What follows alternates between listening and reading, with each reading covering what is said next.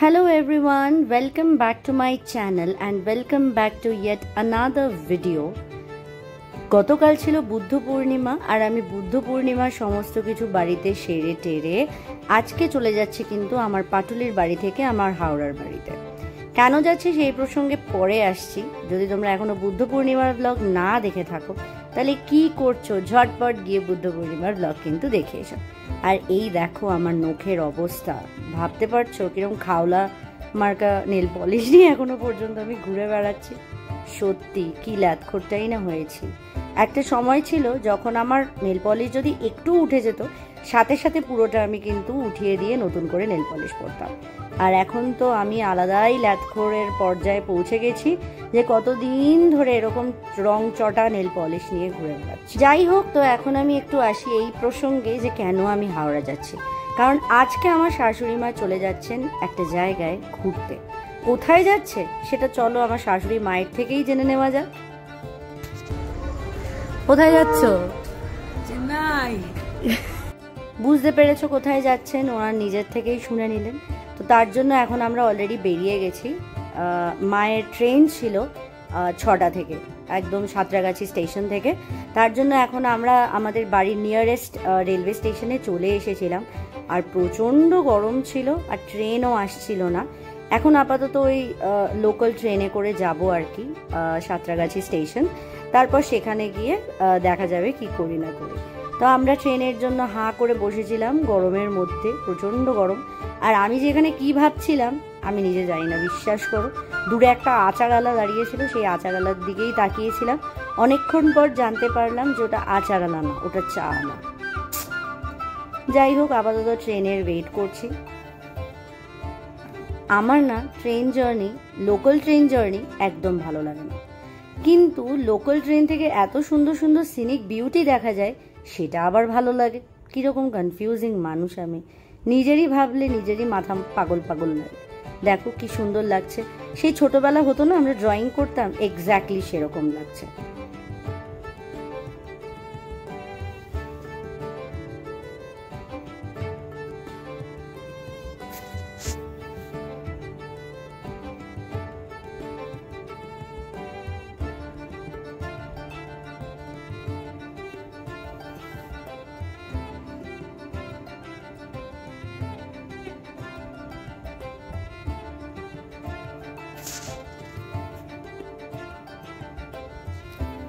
তো যাই হোক, অবশেষে আমরা সাঁতরাগাছি স্টেশনে পৌঁছে গেছি। পৌঁছে এটা কীরকম স্টেশন আমি জানি না, এই প্ল্যাটফর্মটা মনে হয় নতুন হয়েছে বা সামথিং।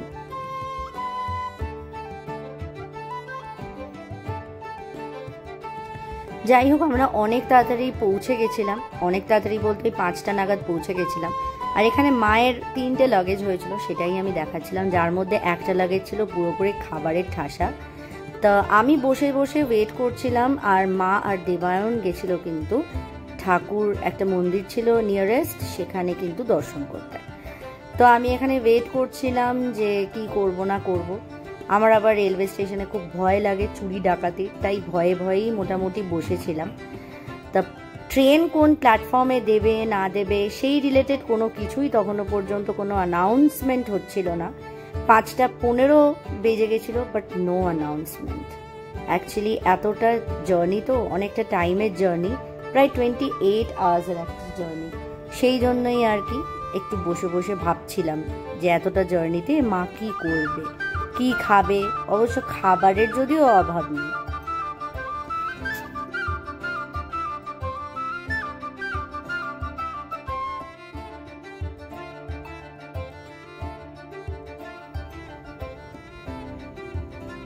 তারপরে আমরা চলে এসেছিলাম বাইরের দিকে, মানে সাঁতরাগাছির মেন এন্ট্রান্সের দিকে চলে এসেছিলাম। আর 6টাও বেজে গেছিলো, কিন্তু ট্রেনের কোনো রকম কোনো অ্যানাউন্সমেন্ট ছিল না। বারবার করে জিজ্ঞেস করার পরেও কিন্তু ওরা কোনো রকম আপডেট দিতে পারছিল না, যার জন্য আমরা দাঁড়িয়েছিলাম, ওয়েট করছিলাম আর কি।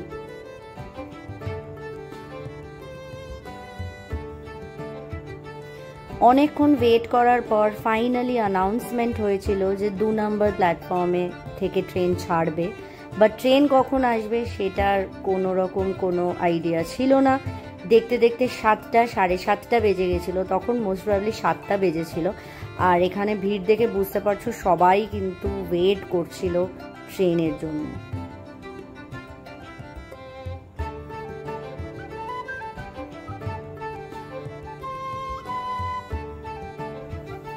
তো ফাইনালি প্ল্যাটফর্মে ট্রেন এসে গেছিল আর মারা ট্রেনের মধ্যে উঠে গেছিল। এটা ছিল মাদের কম্পার্টমেন্ট। তো মাকে তুলে দিয়ে এসেছিলাম একবার, আপাতত লাস্টবারের মতো বাই করতে যাচ্ছিলাম, আর তোমাদেরকেও দেখাবো বলে তোমাদেরকেও সাথে করে নিয়ে যাচ্ছিলাম। তো এখানে কোনটা যে ছিল মায়ের কূপ সেটা আমি গুলিয়ে ফেলেছিলাম। তো অন্য কোনো একটা কূপে মনে হয় ঢুকে পড়েছিলাম, ঢুকে বুঝতে পারলাম যে ভুলভাল কূপে ঢুকে গেছিলাম। তারপর ভিডিও করতে এলাম, মাকে বাই করলাম, বাই করে কিন্তু আবার বেরিয়ে গেলাম। টাটা।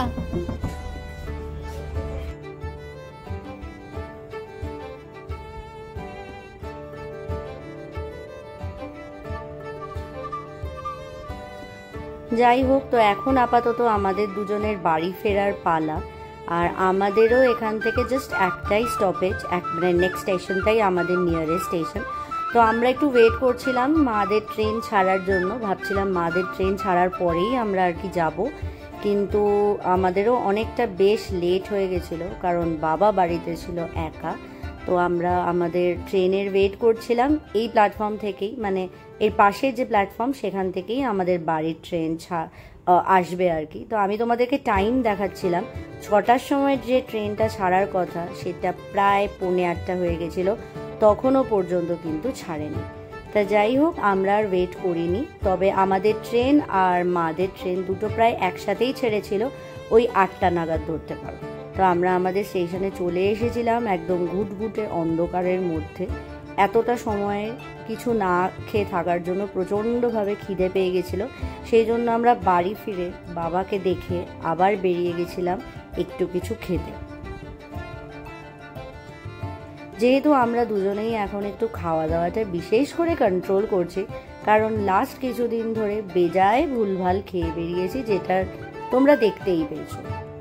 সেই জন্য আমাদের এখন আপাতত মেইন টার্গেট হচ্ছে স্যুপ খাওয়া। আমরা এখন যেখানেই যাব ভেবে নিয়েছি যে আমরা স্যুপই খাবো। আর দেখো চাঁদটা কি সুন্দর লাগছিল, যেহেতু কালকেই বুদ্ধ পূর্ণিমা গেছে, পূর্ণিমার পরের দিন এত সুন্দর লাগছিল যে কি বলবো তোমাদের। তো তারপরে আমার একটু কিছু কেনাকাটি ছিল, সেই জন্য আমরা একটু সুপার শপিংয়ে চলে এসেছিলাম। সেখান থেকে প্রচণ্ড পেট ডাকছিল আর আমরা চলে গেছিলাম ডাইরেক্ট স্যুপের ডেস্টিনেশনে। সেখানে গিয়ে আমার favourite chicken corn soup order করেছিলাম, আর তার সাথে অর্ডার করেছিলাম কাবাব। এই কাবাবটা কিন্তু সেই কাবাবটা যেটা দেবায়নের জন্মদিনে অর্ডার করা হয়েছিল ব্লু হেভেন থেকে। কাবাবটার নাম অ্যাকচুয়ালি ভুলে গেছি, কি something lasooni kebab or something, যেটা জন্মদিনের দিন তো খুব ভালো লেগেছিল, মানে দেবায়নের জন্মদিনের দিন তো খুব ভালো লেগেছিল, জানি না কেন, কিন্তু সেই দিন দেখে যেন কেমন একটা লাগলো। তো যাই হোক, আপাতত প্রথমে স্যুপটাই খাচ্ছিলাম, যেটা আমার ভীষণভাবে পছন্দের।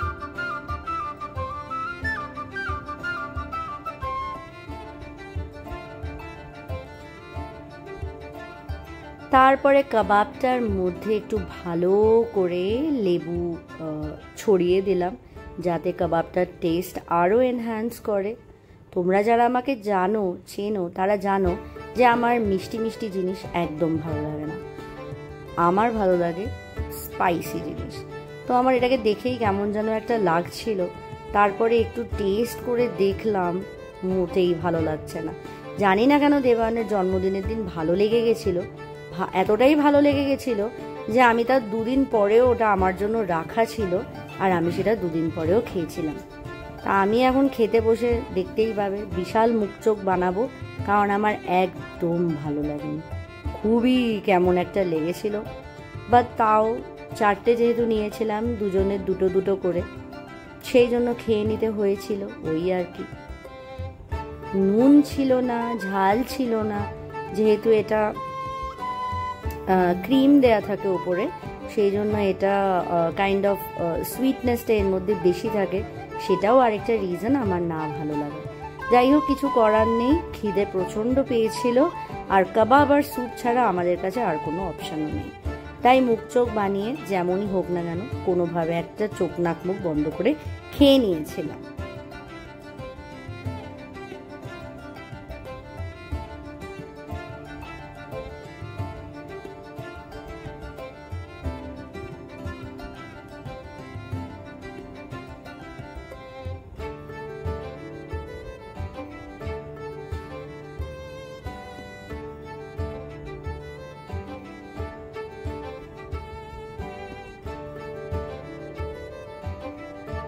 তো যাই হোক, খাবার দাবার শেষ করে আমরা বাড়ির দিকে রওনা হচ্ছিলাম।